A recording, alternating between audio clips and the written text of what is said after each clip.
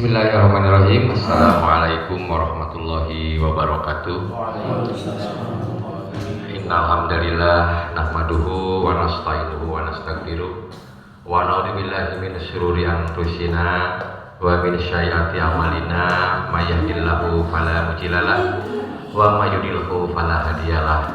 Asyhadu an la ilaha illallah wahdahu la syarikalah wa asyhadu anna Muhammadan abduhu wa rasuluhu alladzi nabiyya ba'da. Yang terhormat Bapak Kepala Sekolah, yang saya hormati Bapak Ibu Guru, pertama-tama marilah kita panjatkan puji dan syukur kehadiran Allah Subhanahu wa Ta'ala yang telah melimpahkan rahmat serta hidayahnya kepada kita semua, sehingga dapat berkumpul di tempat ini dalam acara diseminasi budaya positif tanpa halangan dan kekurangan suatu apapun. Alhamdulillahirabbil alamin. Yang kedua, sholawat serta salam mari kita tunjukkan kepada Nabi Muhammad Sallallahu Alaihi Wasallam, pada keluarga dan sahabatnya yang telah membawa kita dari zaman kegelapan kepada zaman terang benderang seperti sekarang ini. Semoga kita mendapatkan syafaatnya di yaumul kiamah nanti. Amin ya rabbal alamin. Allahumma sholli ala Muhammad wa ala ali sayyidina Muhammad. Selanjutnya dalam kegiatan ini ada beberapa acara yang akan disampaikan. Yang pertama pembukaan, pembacaan suci Al-Quran. Yang ketiga menyanyikan lagu Indonesia Raya. Yang keempat refleksi dari Bapak Kepala Sekolah terkait kegiatan seminggu yang lalu.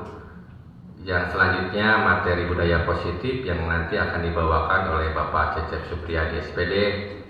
Selanjutnya ada sesi tanya jawab, doa dan tutup. Marilah Bapak Ibu semuanya kita buka acara diseminasi ini dengan sama-sama membaca basmalah. Bismillahirrahmanirrahim. Untuk acara yang kedua yaitu pembacaan ayat suci Al-Quran, marilah kita sama-sama dalam membaca surat Al-Fatihah. A'udzubillahi minasyaitonir rajim. Bismillahirrahmanirrahim.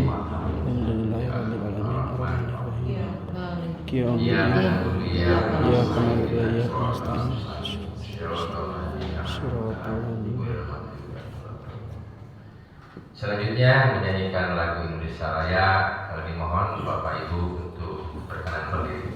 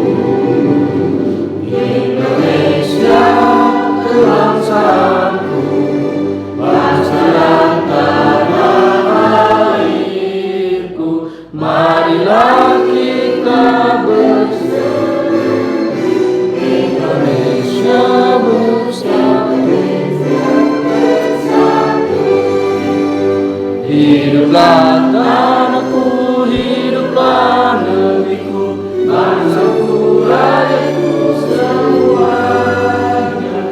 Bangunlah jiwanya, bangunlah baganya untuk Indonesia Raya. Indonesia yang merdeka, merdeka, tanahku, negeriku yang ku cinta.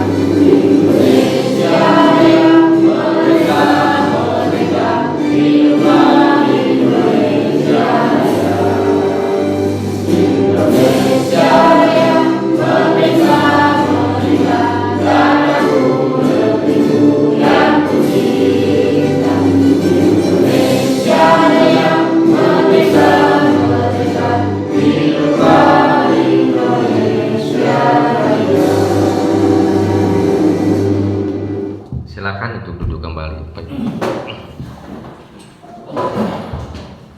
Untuk acara selanjutnya yaitu refleksi dari Bapak Kepala Sekolah, untuk waktunya dipersilakan.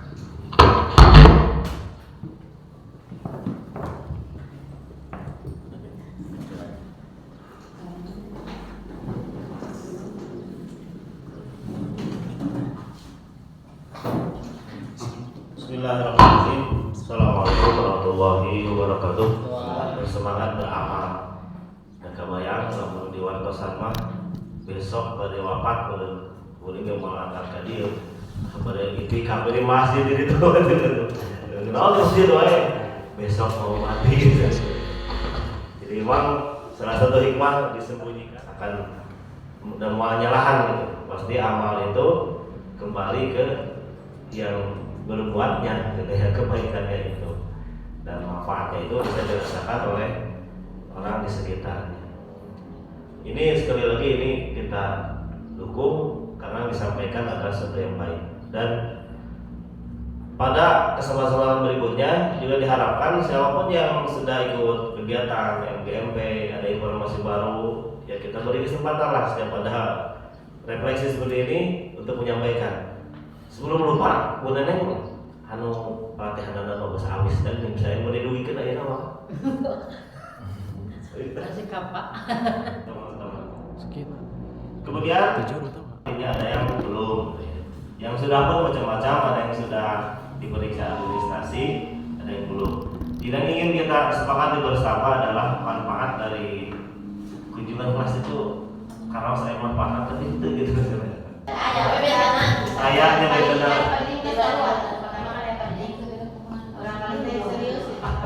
Iya nya benar ya, dan asal diperhatikan juga salah satu manfaatnya itu. Ya pasti setelah manfaatnya.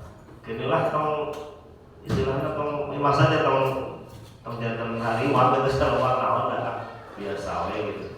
Kini dah yang nilai tetap kita negosiasi dengan kemaslahatan kita. Mengawal yang nilai sebenarnya nggak ada catatan, tapi itu bisa dinegosiasikan.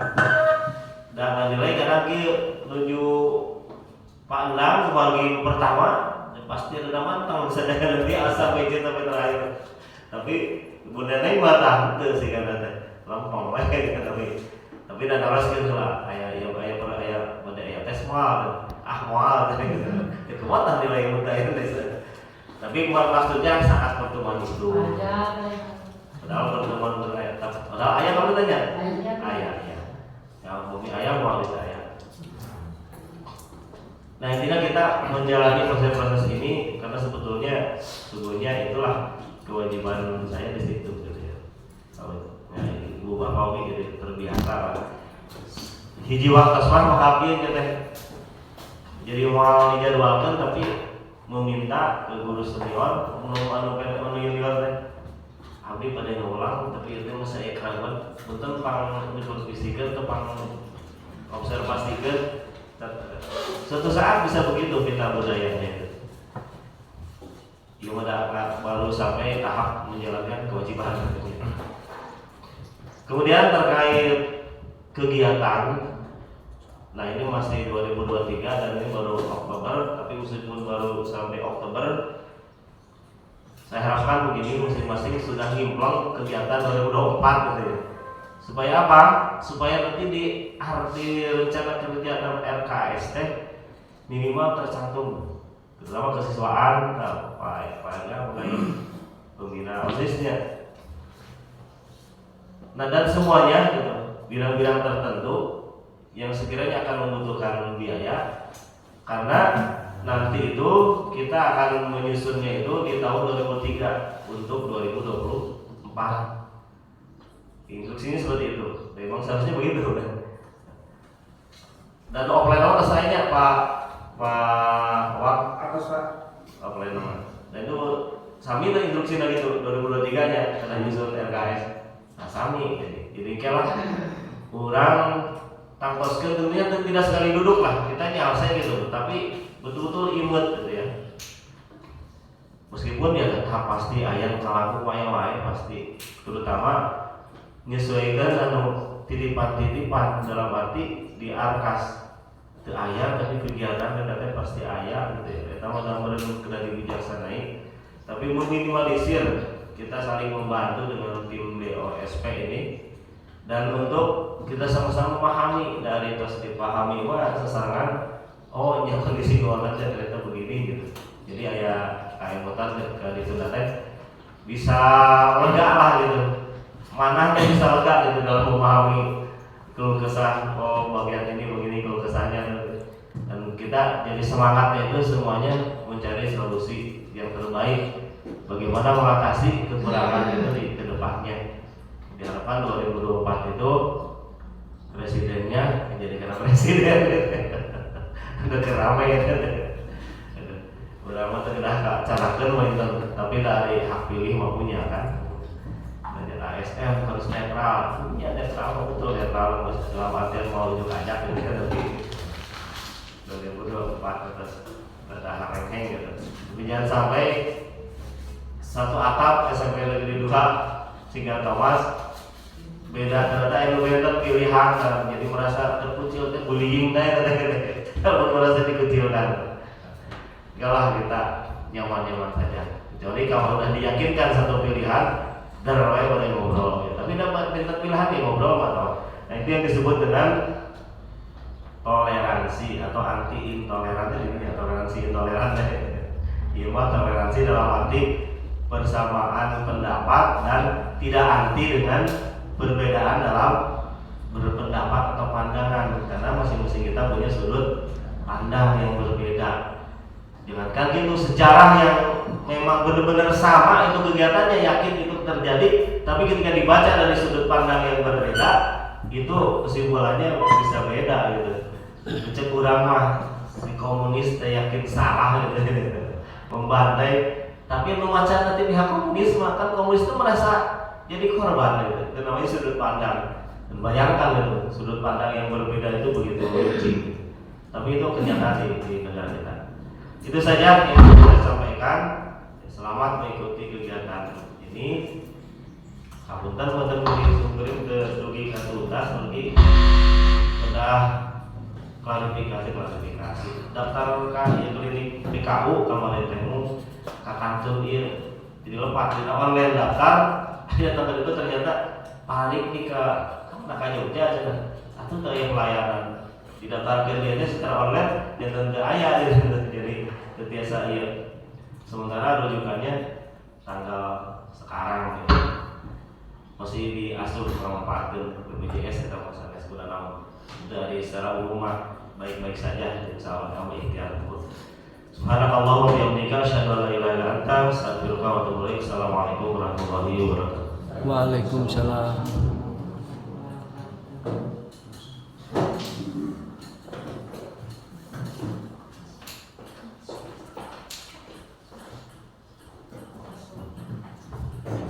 Terima kasih kepada Bapak Kepala yang telah menyampaikan refleksinya. Selanjutnya ke acara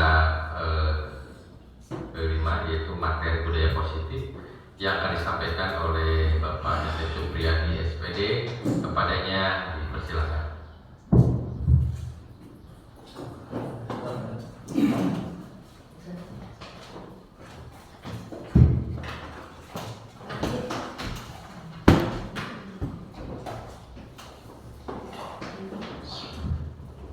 Bismillahirrahmanirrahim. Assalamualaikum warahmatullahi wabarakatuh.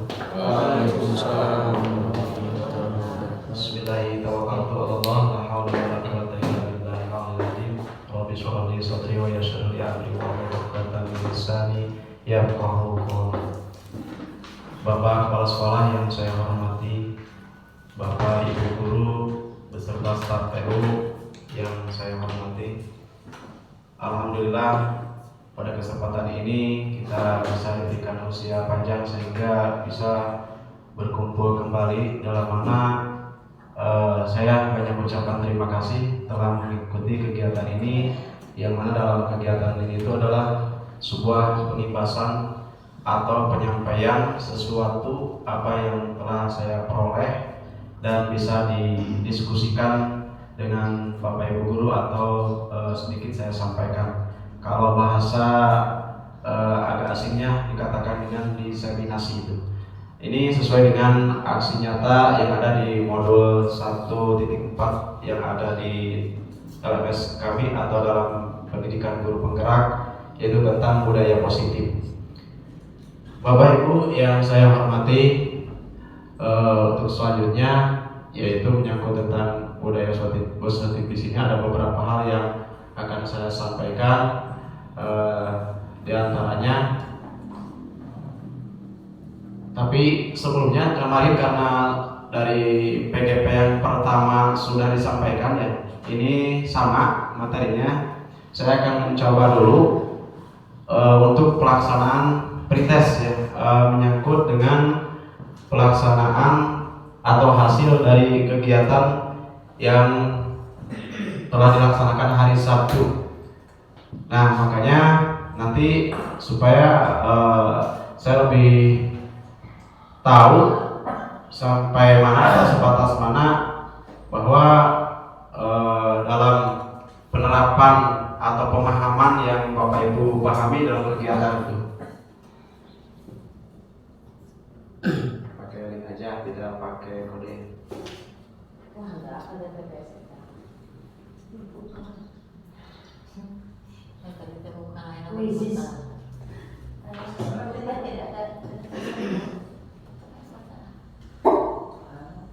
Satu sudah masuk. Wisis kamu adalah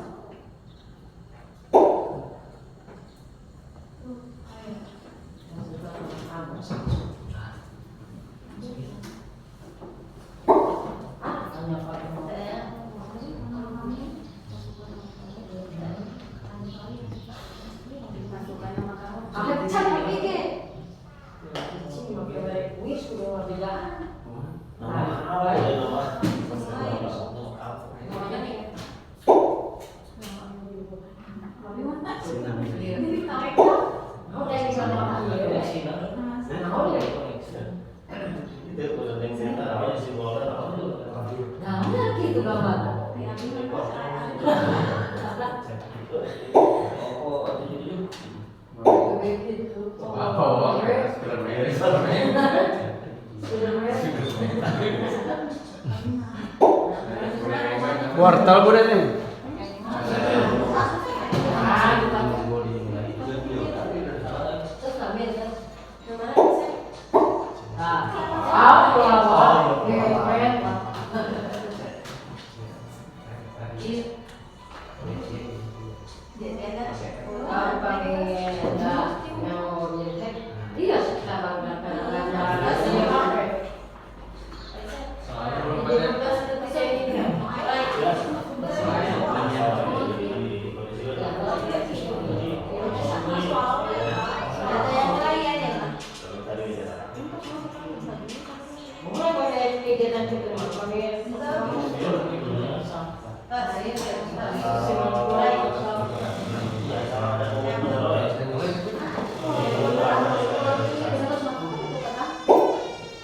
Masih ada yang masuk ya?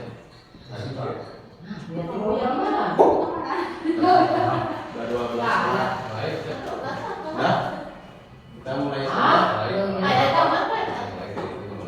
Udah siap pengisinya? Silakan Bapak Ibu, cuma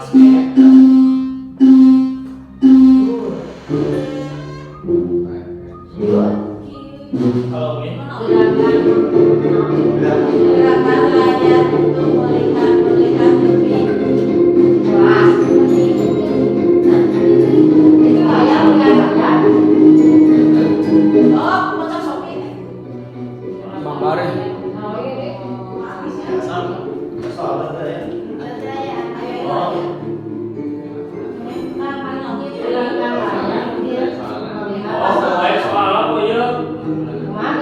ya. Gerakan layar untuk melihat lebih banyak 4, 1 dan 3. Gitu ya, Pak? Yang mana? nah selanjutnya pijit terus pilihan klasik. Iya, Pilih klasik. Nah, kalau sudah pilih klasik lanjutkan. Ya, Lupa. iya, iya. Coba dalam aturan. Ya lah, Bu. Klasik pilihan. Kalau kurang Dino pengaturan. Pengaturan ya. Eta Jawaban ada empat ya. rajinnya. Ya. Pemantau, manajer. Hasilnya itu coba. Dapatkan dulu tulisannya itu soal dari model Enggak soalnya sama Kak. Memang usia kita mau sudah Oh, ada soalnya dengan Ciraca. Ah, iya soalnya. Iya yang di negara ya. Kalimantan. Yang dekat tinggal ya. baik ya tidak Mana yang paling tepat?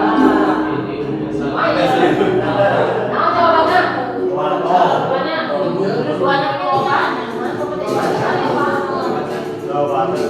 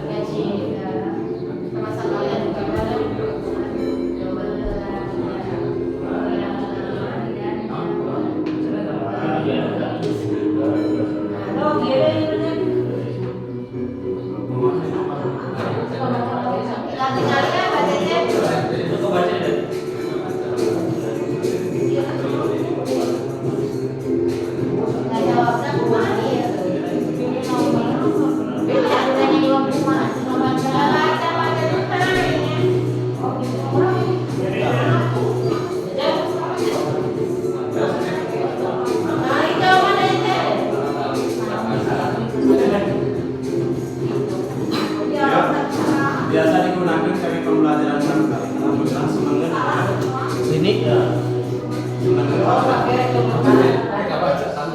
lini peringkat satu bapak Mana iya kemana? Itu masih aku nih loh. Apa ini? Kali itu lebih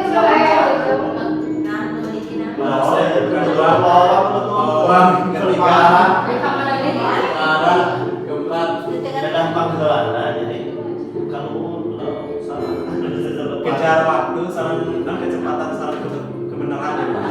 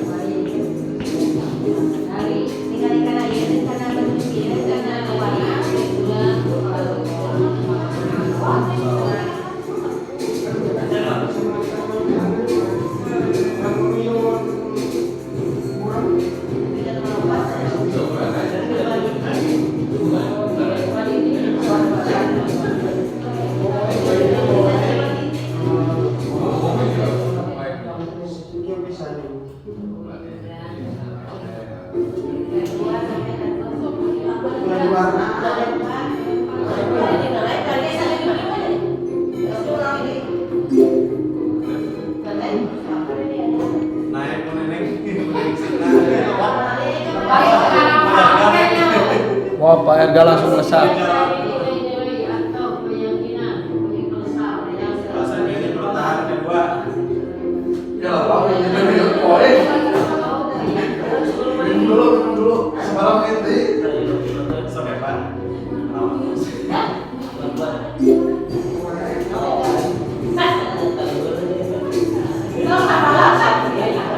Malah meyakin naik kedua.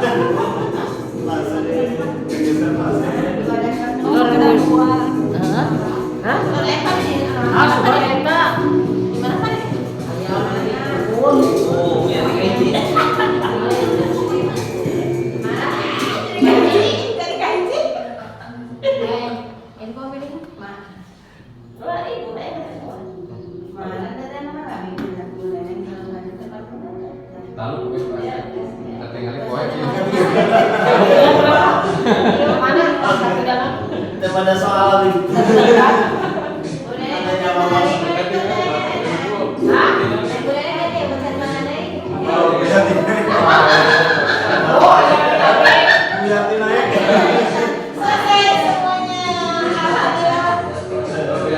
Beres?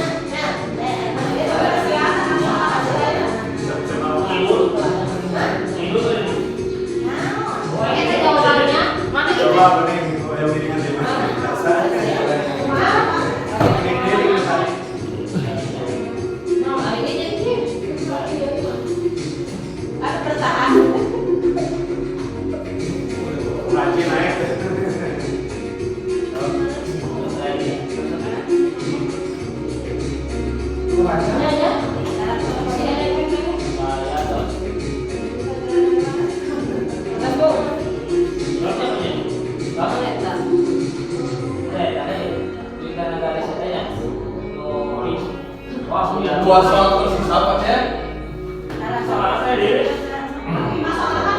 Kayak postes. Biasa Bapak Ibu digunakan kalau barangkali ulangan harian. Kalau kesal di bumi itu kirim ke Lina karena itu. Maksudnya Di ulangan harian. dijawab. Sama antusias selalu sempurna.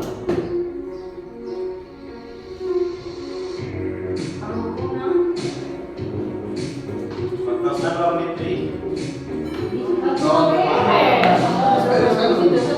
Kan yang ngerasa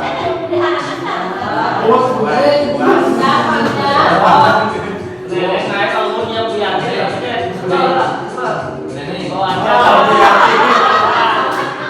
nenek, nama telepon.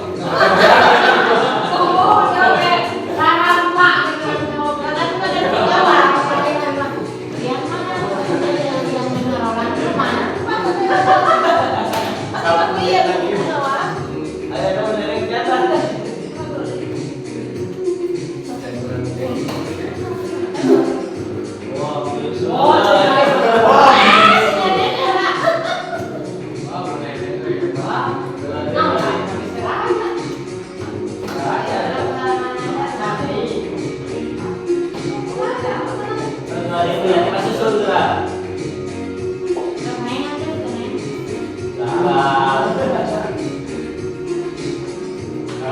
waktu satu setnya orang langsung ke materi.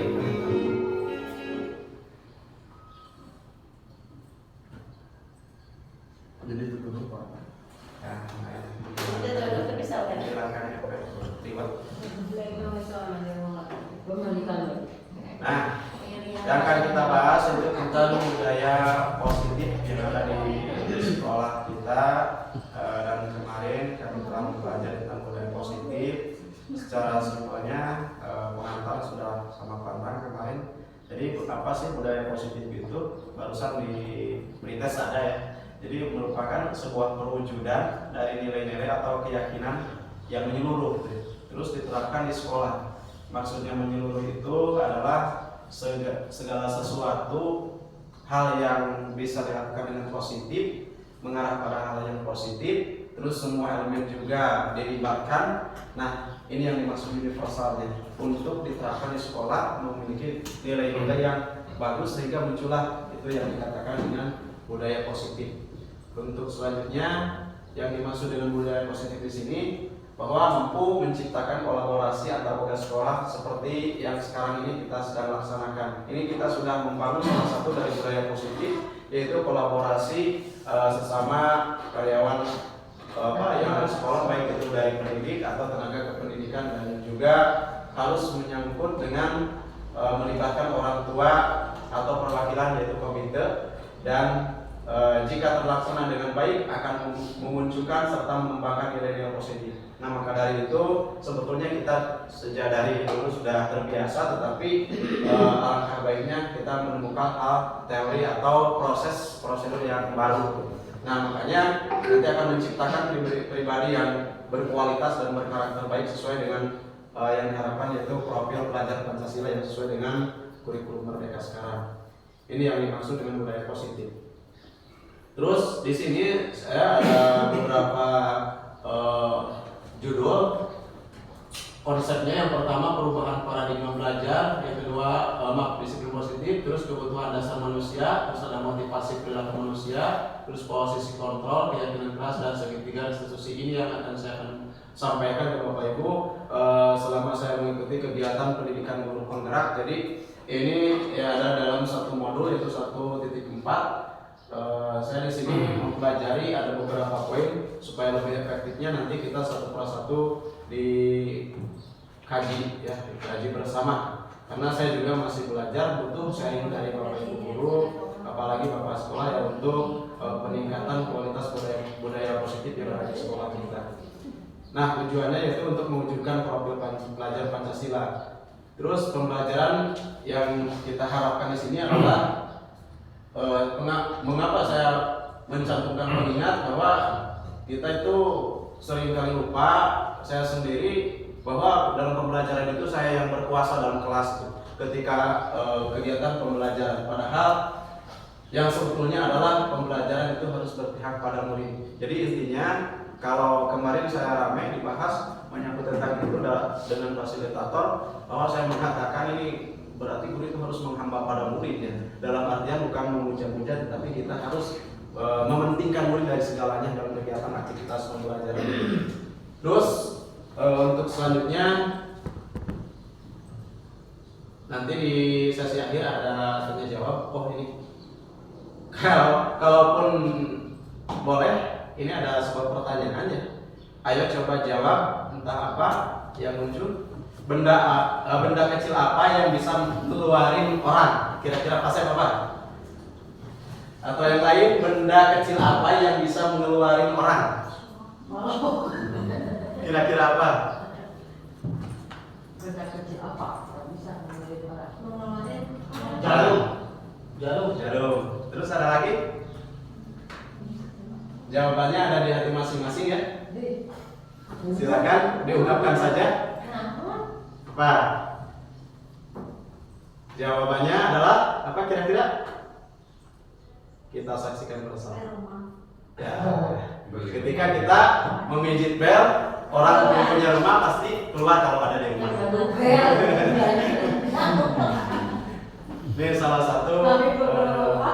Ada lagi, ada yang kedua, belajar bahasa Mandarin di sini. Kalau bahasa Mandarinnya lantai basah itu apa? Nyeluk. Licin. Ya, terus ada lagi? Ya, betul sekali, Neneng 100 buat Neneng ya. Itu adalah jawabannya licin ya. Oke. Makanan apa yang bisa bikin semangat? Lewat. Makanan apa? Naskah. Ada lagi? Semangka. Semangka. Kita Semangat berikan kakak. jawabannya apa? Oh, benar. Mari Bapak Ibu kita bersemangat dalam mengikuti materi sekarang ya. Oke, diraih oleh Bu Neneng yang terbesar dapat 200. Nah, yang pertama perubahan paradigma. Yang di sini maksud perubahan paradigma baru itu adalah sebuah yang tadinya dari adanya stimulus dan respon, terus kita menjadikan sebuah teori kontrol. Nah, pada stimulus respon di sini kebutuhan semua orang itu sama pada dasarnya. Nah, semua orang melihat hal yang sama. Guru mencoba mengubah murid agar berpandangan sama dengan guru. Perilaku guru siswa itu dilihat sebagai sebuah kesalahan.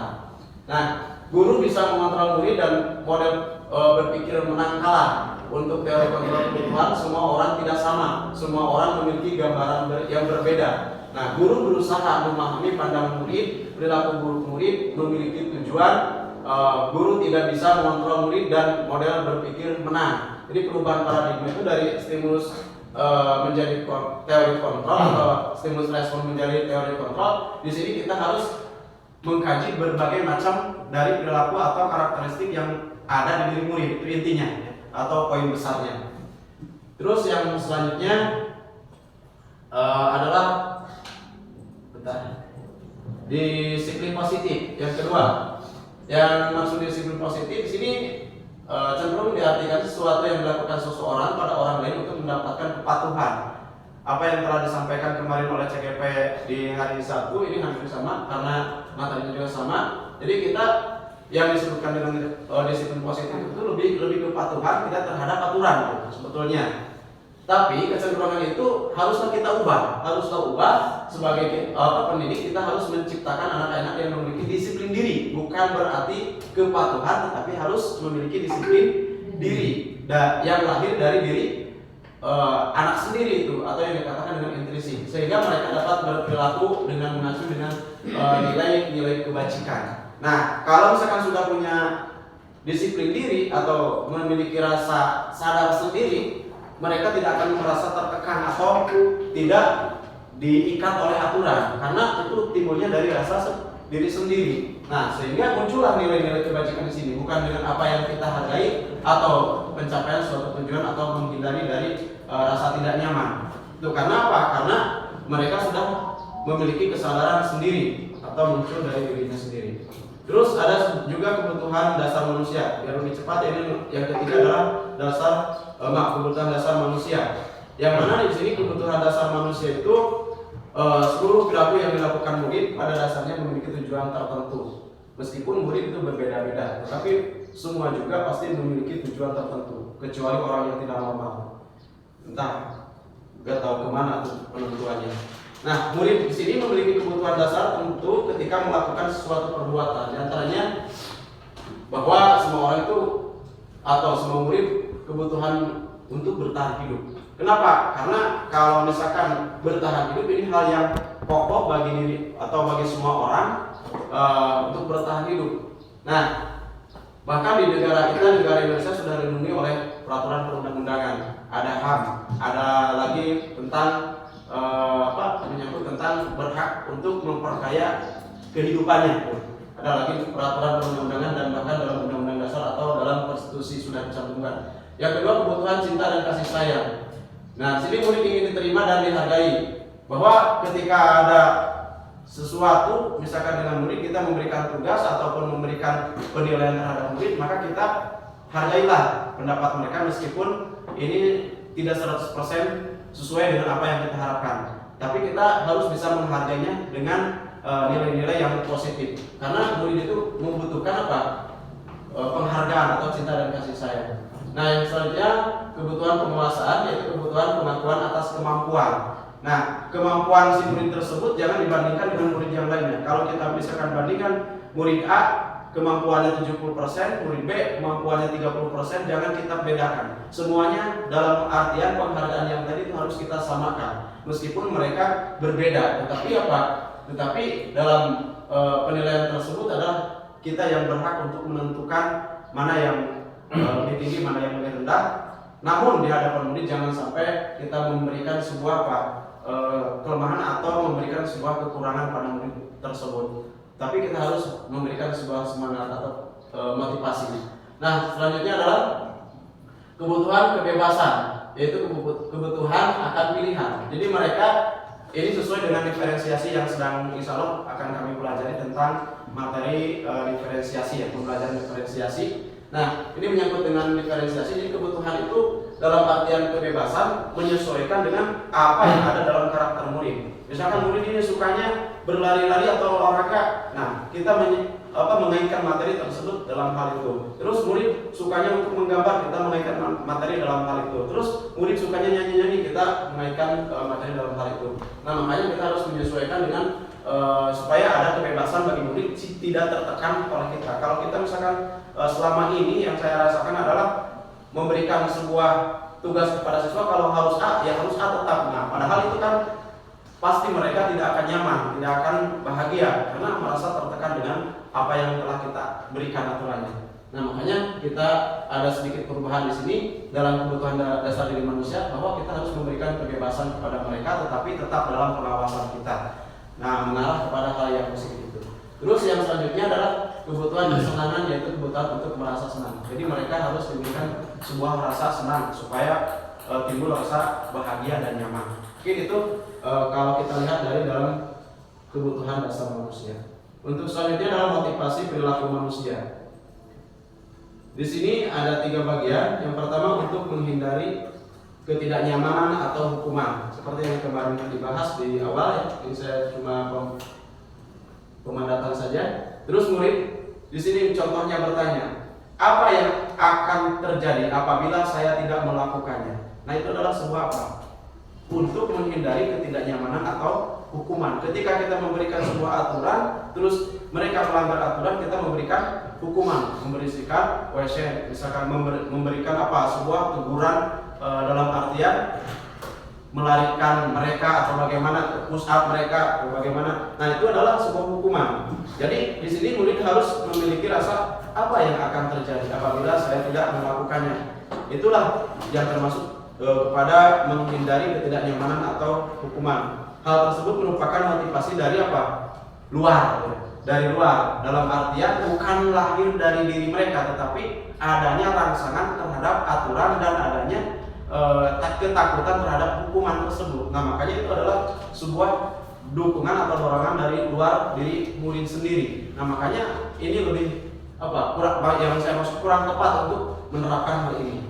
Terus yang selanjutnya adalah untuk mendapatkan imbalan atau penghargaan dari orang lain. Ini mengharapkan segala sesuatu atau misalkan mengharapkan satu hal dari orang lain. Murid akan bertanya-tanya, apa yang akan saya dapatkan apabila saya melakukannya? Nah, itu adalah dari pertanyaan tersebut pasti merujuk kepada sesuatu apa yang mereka inginkan. Misalkan saya misalkan ingin punya nilai besar, nggak tahu karakternya seperti apa, makanya mereka rajin-rajin dengan cara apa? Dengan cara mencontek, dengan cara teori-teori yang lain, misalkan melipatkan jawaban di kaos kaki dan lain sebagainya. Itu untuk mendapatkan sesuatu.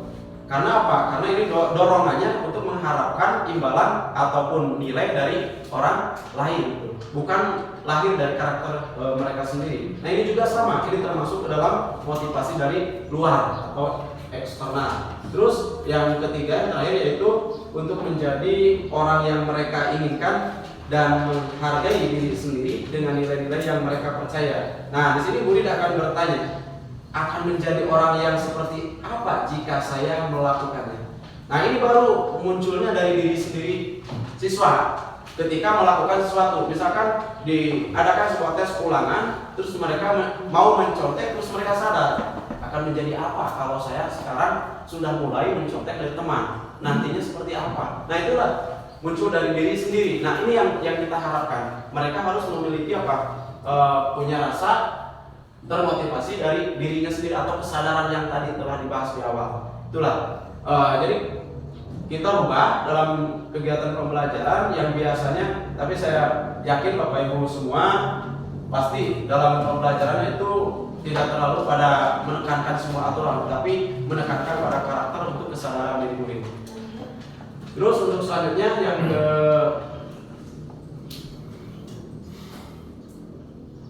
slide berikutnya, yaitu dorongan yang timbul pada diri seorang. Ini yang dimaksud motivasi ya. Nah, motivasi tadi ada eksternal, ada juga internal. Ini kalau menurut KBBI ya. Kita lihat murid kalau secara eksternal, yaitu melakukan kedisiplinan dikarenakan takut, tadi saya sudah bahas di awal ya. Terus menghindari dari hukuman atau penghargaan akan bentuk penghargaan. Tapi kalau dari internal dari diri murid itu akan melakukan kedisiplinan dikarenakan sadar. Nih, perlu kita garis bawahi. Sadar akan apa? Nilai-nilai kebajikan yang tadi kita bahas di awal. Jadi, untuk apa? Menghargai nilai kebajikan tersebut, baik untuk dirinya sendiri ataupun untuk orang lain. Nah, ini yang terpenting, yaitu kita harus bisa membangun motivasi internal yang lahir dari diri sendiri murid, bukan hanya paksaan dari luar. Baik itu bentuk paksaannya adapun ucapan ataupun peraturan yang ada. Terus untuk selanjutnya, selain dari itu, konsep disiplin dengan pendekatan restitusi, biar lebih cepat ya. Nah, apa itu restitusi? Kemarin karena sudah ada demo ya tentang restitusi. Jadi saya cuma pemadatan saja apa yang dimaksud dengan restitusi. Di sini restitusi itu adalah sebuah proses menciptakan kondisi bagi murid untuk memperbaiki kesalahan mereka sehingga mereka bisa kembali kepada kelompok mereka dengan karakter yang lebih kuat. Dalam artian kita bukan hanya memberikan sebuah vonisan, tetapi dengan cara rangsangan supaya mereka kembali lagi kepada diri mereka dengan cara untuk memperbaiki dari kesalahan-kesalahan mereka sendiri. Nah, itulah yang dikatakan dengan restitusi. Jadi supaya meningkatkan karakter yang baik atau yang lebih kuat. Terus ciri-ciri restitusi itu seperti apa? Nah, diantaranya menguatkan dan fokus pada solusi. Kalau kita sebagai guru untuk membangun restitusi, yaitu kita harus bisa menguatkan dan fokus pada solusi, memberikan penguatan pada siswa yang merasa bersalah, terus memberikan sebuah solusi cara pemecahannya terhadap masalah tersebut. Terus untuk selanjutnya fokus pada karakter, bukan pada tindakan. Jadi kita yang bacanya adalah karakternya, bukan tindakannya. Kalau kita menjudge terhadap tindakannya, itu otomatis mereka akan bertolak belakang. Tapi kalau kita harus memperbaiki karakternya, otomatis bagaimana? Perubahan yang akan terjadi akan lebih baik juga itu pada diri siswa, karena tadi juga akan memiliki kesadaran diri. Terus untuk selanjutnya bukan menembus kesalahan tapi belajar dari kesalahan. Dalam artian kalau misalkan dengan hukuman yang tadi saya berikan, contohkan, jadi mereka itu salah satu untuk menebus kesalahan. Tetapi kalau kita untuk menyadarkan diri mereka, terus mereka bersadar, bercerminkan dari kesalahan atau belajar dari kesalahan, itu akan lebih kuat dibandingkan dengan adanya sebuah teguran ataupun hukuman. Tetapi kalau dengan adanya kesadaran sendiri, itu akan lebih kuat. Kenapa? Karena ini lahirnya dari diri sendiri, seperti yang tadi kita bahas di awal. Terus untuk selanjutnya yaitu mencari kebutuhan dasar yang mendasari tindakan. Nah, apa saja untuk mendasari tindakan, baik itu tindakan tindak lanjutnya atau bagaimananya, kita mencari kebutuhan dasar tersebut. Terus ada juga tawaran bukan paksaan, jangan dipaksakan, tetapi kita berikan tawaran, berikan pemahaman kepada siswa, bukan hanya sebuah paksaan. Terus memperbaiki hubungan, ini yang terpenting ya, hubungan kita dengan siswa, tapi tetap ada batasannya. Terus ada juga menuntun untuk melihat ke dalam diri, ini motivasi diri yang tadi. Selanjutnya perbedaan. Nah, sebelum ke sini ada beberapa hal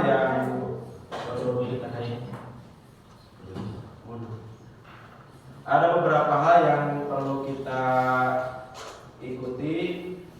Kalau speaking gimana? Masih ada waktu ya? Speaking dulu? Boleh? Boleh.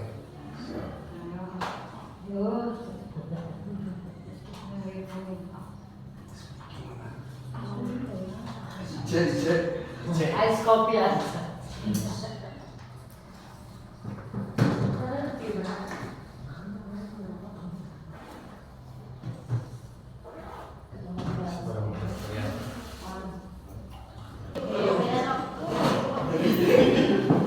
Siapa?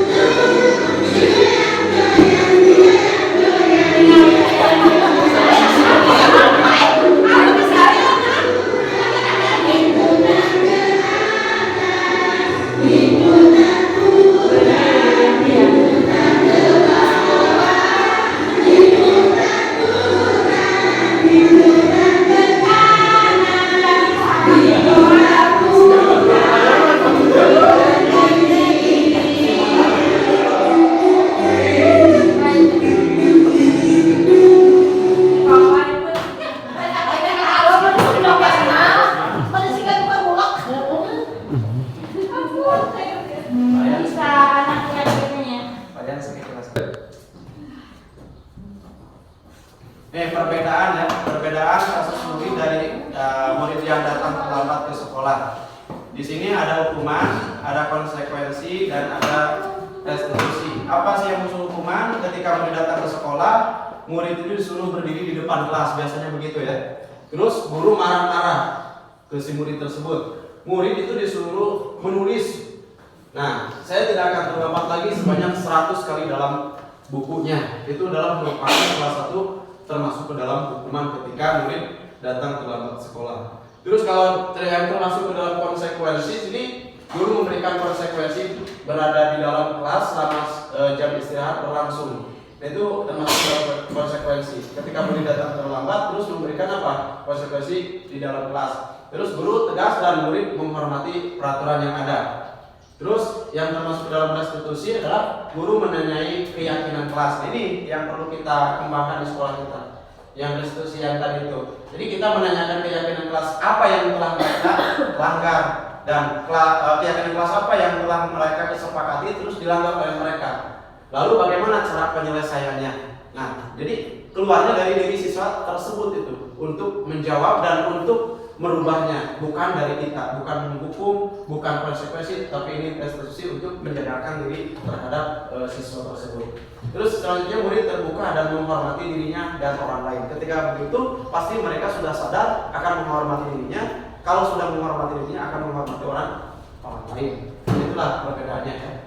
Terus yang kelima itu tentang posisi kontrol. Di sini ada penghukum, pembuat rasa bersalah, ada teman sebagai pemantau, sebagai manajer. Kita pilih saja kira-kira sebagai apa selama ini dalam kegiatan pembelajaran di kelas atau di sekolah. Nah, apa sih artinya ini kasusnya? Yang tadi telat masuk saat sedang belajar. Nah, penghukum itu adalah patuhi peraturan sekolah dan berdiri di depan kelas. Ini termasuk dalam hukum. Kalau Bapak Ibu melakukan ini berarti itu merupakan sebuah penghukum. Nah, kalau membuat rasa bersalah itu berapa kali Bapak bilang sama kamu, Bapak kecewa sama kamu, itu pasti akan merasa bersalah diri kalau kita memberikan pertanyaan seperti ini. Nah, kalau sebagai teman bagaimana dengan siswa? Kalau misalkan ada siswa yang masuk sekolah terlambat dalam kegiatan pembelajaran, posisi sebagai temannya itu adalah kamu lagi, jangan gitu dong, ayo gabung dengan yang lain. Untung ada Bapak, itu posisinya sebagai teman. Jadi mereka akan apa? Akan sedikit enak, tapi lebih banyaknya kemanjaan. Terus selanjutnya adalah sebagai pemantau yang tadi. Kamu sudah melanggar peraturan sekolah, kamu tahu konsekuensinya. Nanti saya cek kerjakan apa yang seharusnya kamu kerjakan. Ini konsekuensi. Kalau konsekuensi ini lebih menekankan pada murid, hampir yang sama dengan hukum. Terus ada juga manajer. Nah, kalau manajer di sini ada pertanyaan, apakah kamu tahu kesalahan kamu? Apa kira-kira pendapatmu? Bagaimana cara memperbaiki kesalahan kamu? Nah, kira-kira Bapak Ibu semua mana yang lebih baik dari yang 5 ini? Manajer. Ada manajer ya. Di sini terlihat jelas manajernya itu memberikan sebuah rangsangan kepada siswa supaya siswa menyadarkan dirinya sendiri dan akan memperbaiki atas kesalahan tersebut. Itulah salah satu bagian dari posisi dikontrol. Terus yang keenam adalah keyakinan kelas yang terakhir. Nah, keyakinan itu sesuatu yang diyakini bersama yang berasal dari pengaturan pikiran untuk menjadi nilai-nilai kebaikan untuk diturunkan ke kelas. Proses pembuatan keyakinan kelas, caranya pertama mereka itu membuat apa? Masukan dari diri masing-masing dalam menyatakan keyakinan kelas. Terus mereka memberikan sebuah penandatanganan dari masing-masing dan juga nama.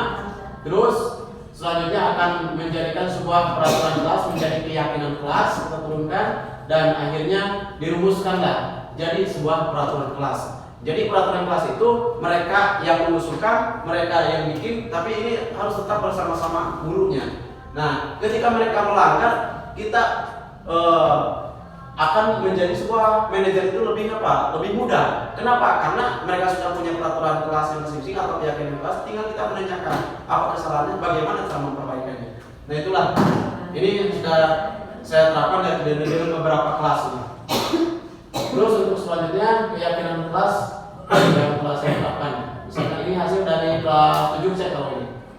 7 C, kelas 8 A, B, C sudah semua, kelas A 7 sudah, semua juga sudah punya keyakinan kelas.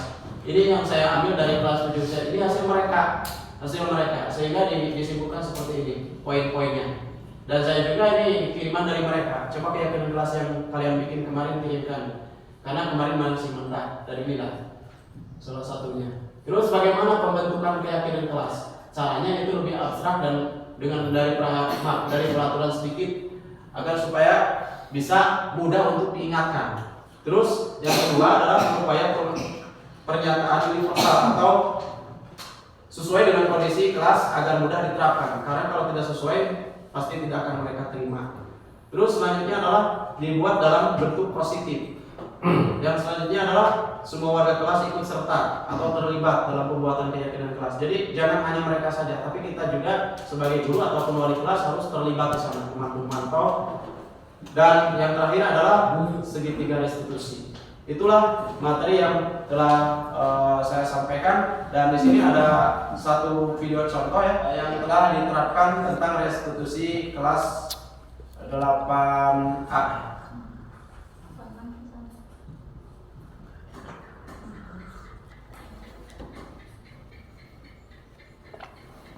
Tadi kalau bagi kedua maksudnya kamu harus benar nama kesel. Oh gitu. Ya wajar lah kalau kamu ada kesel. Kalau ada kesel kamu juga akan berbuat hal yang sama. Lalu apa yang akan dilakukan pada kita?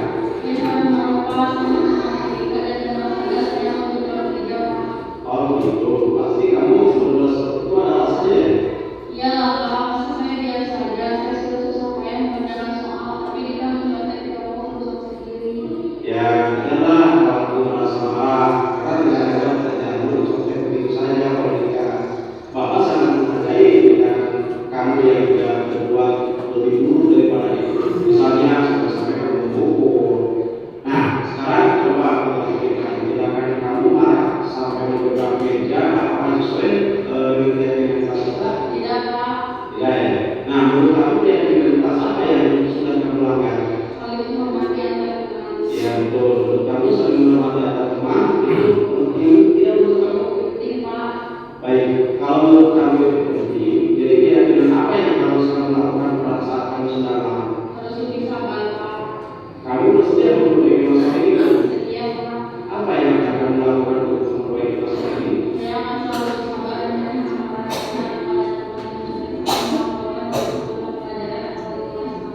Ya, tepat sekali dengan kamunya. Tetap semangat ya.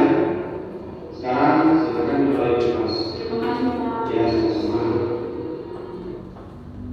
Nah, ini adalah salah satu contoh restitusi yang diterapkan di kelas Bapak. Jadi ketika Dinda tersebut dicontek oleh temannya dan dia marah sampai mengeluarkan bahasa kotor dan menggerak meja, dan pada akhirnya saya panggil kasusnya, yaitu dia merasa tidak nyaman karena dicontek oleh temannya. Saya tanyakan kesepakatan kelas atau keyakinan kelas apa yang dia langgar, yaitu salah satunya adalah menghargai teman. Nah, makanya dengan cara apa mereka yang akan melakukan perbuatan yang lebih sabar lagi. Itulah dari yang disebut dengan adanya restitusi. Jadi untuk menyadarkan diri mereka dan mereka supaya lebih paham pada dirinya sendiri. Mungkin itu saja yang bisa saya sampaikan. Terima kasih. Adapun selanjutnya adalah sesi tanya jawab. Silakan Bapak Ibu ada yang mau mempertanyakan atau tanggapan atau seperti apa? Karena kita dibatasi waktu ya. Silakan Bapak Ibu. Minimal 3 pertanyaan.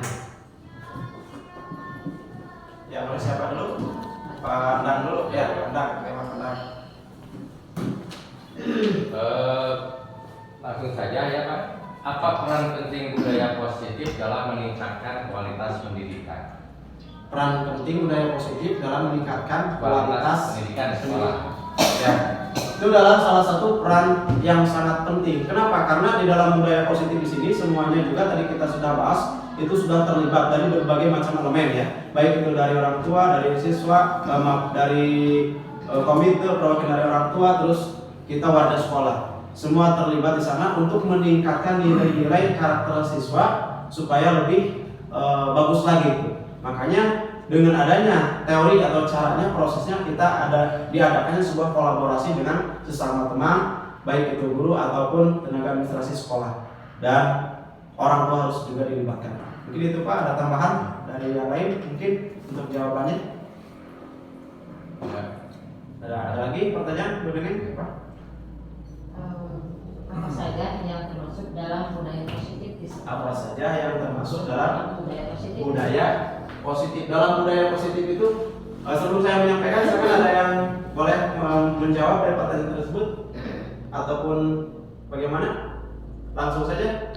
Langsung. Nah, apa saja yang termasuk dalam budaya positif? Salah satu contohnya, kenapa budaya positif harus diadakan? Karena kita harus menyesuaikan kebudayaan yang ada di lingkungan itu minimalnya. Contohnya misalkan kita mayoritas agama muslim atau Islam. Nah, dengan adanya bagaimana supaya nanti lulusan siswa tersebut bisa diterima oleh lingkungan dia berada. Nah, budaya apa yang harus kita terapkan? Salah satu contoh budaya positif adalah kita datang ke sekolah, tepatnya itu adalah menyangkut tentang disiplin. Yang kedua, membiasakan murid itu untuk melaksanakan sembahyang sunat duha. Terus sebelum pembelajaran harus ada kegiatan mengaji.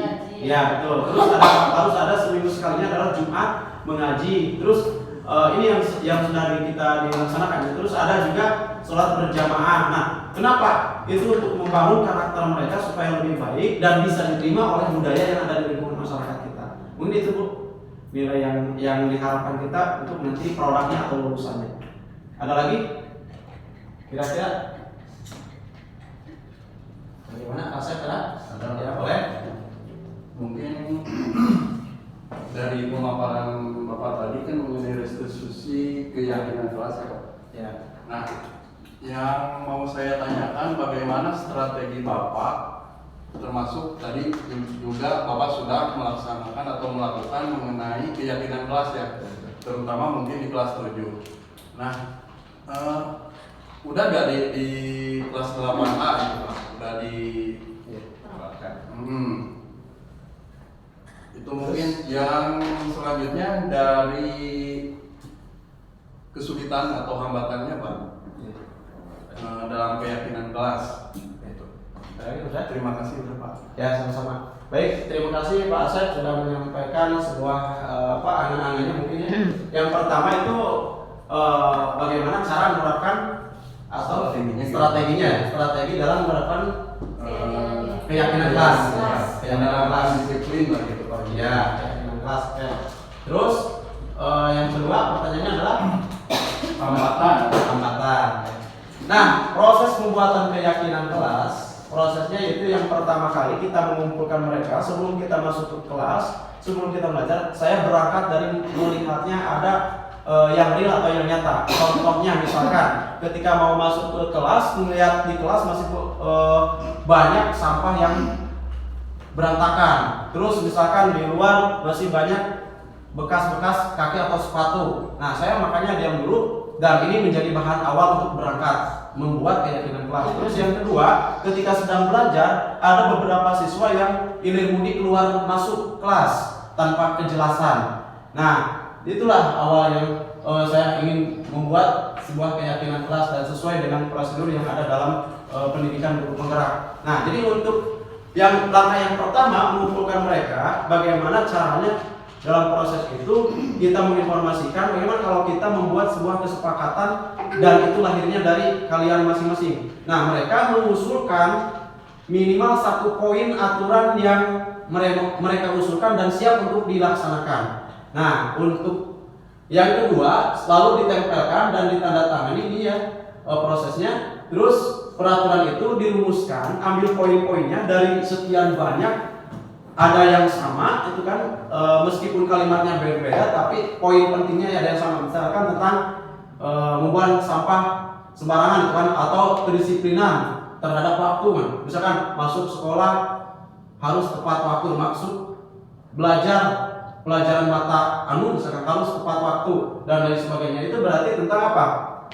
Kedisiplinan waktu ya, atau tepat waktu. Nah, seperti itu contohnya. Nah, disimpulkan menjadi dari beberapa poin ada 32 atau 30 poin diringkas menjadi ada yang 10, ada yang 7, ada 8. Ini yang disampel ini hanya 7C. Kalau kelas 8A, alhamdulillah lebih awal Pak sudah saya terapkan.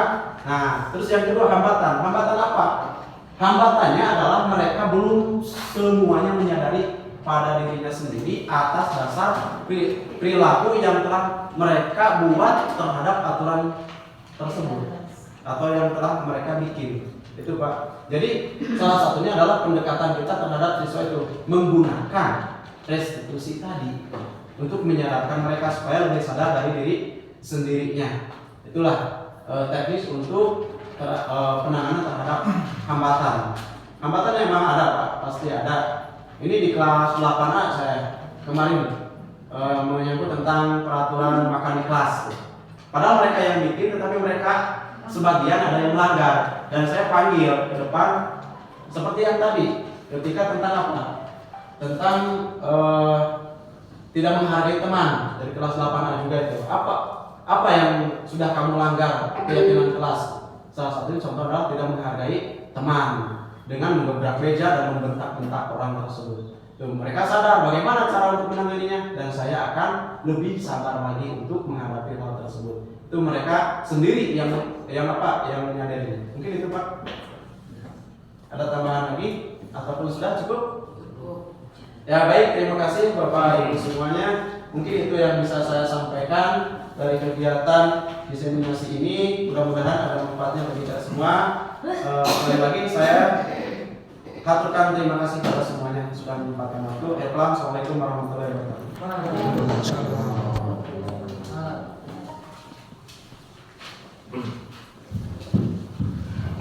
Terima kasih kepada Pak Cecep yang telah menyampaikan diseminasi budaya positif.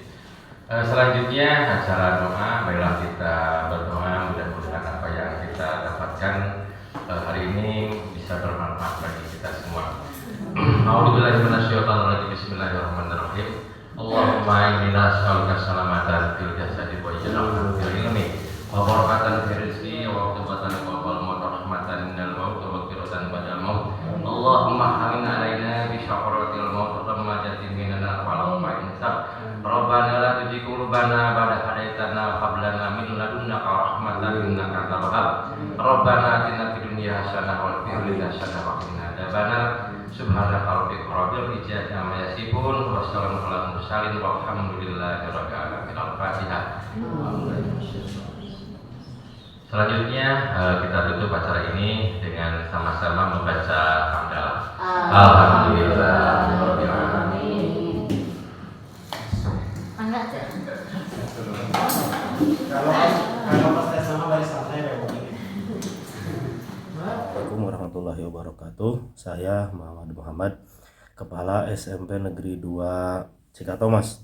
Alhamdulillah kami telah mendapatkan pencerahan dari calon guru penggerak, dalam hal ini Bapak Cecep Supriyadi, tentang disiplin positif. Jadi beliau telah mendiseminasikan disiplin positif ini kepada warga sekolah, dan ini sangat baik sekali, seluruh warga mengikutinya dengan antusias, dan tentu harapan kami disiplin positif ini bisa diterapkan untuk keseluruhan peserta didik, dan tidak hanya peserta didik, tentu seluruh warga sekolah. Itu sangat baik sekali, dan kami juga melakukan pencerahan diantaranya adalah bahwa disiplin yang tertinggi itu adalah disiplin yang tumbuh dari dalam jiwa peserta didik sendiri atau kita semua sebagai warga sekolah. Itu yang disebut dengan motivasi atau motif intrinsik. Itu saja yang bisa saya sampaikan, dan semoga program guru penggerak di sekolah kami khususnya dan juga umumnya di seluruh satuan pendidikan yang lain bisa berjalan dengan sukses terus. Seorang guru penggerak semoga bisa menyelesaikan pendidikannya dengan baik dan bisa mendiseminasikan kepada rekan-rekan sesama pendidik. Sekian, Assalamualaikum warahmatullahi wabarakatuh. Assalamualaikum warahmatullahi wabarakatuh. Saya Endang Suhara. Saya rekan Bapak Cecep Supriyadi, guru SMP Negeri 2 Cikatomas. menurut saya dari apa yang sudah dipaparkan oleh Bapak Cecep mengenai budaya positif itu sangat bagus untuk diterapkan di sekolah ini, terutama mengenai disiplin positif untuk siswa. Karena masih banyak siswa di sekolah ini yang mereka itu disiplin, tapi disiplinnya itu kurang karena faktor ekstrinsik, bukan karena dalam dirinya.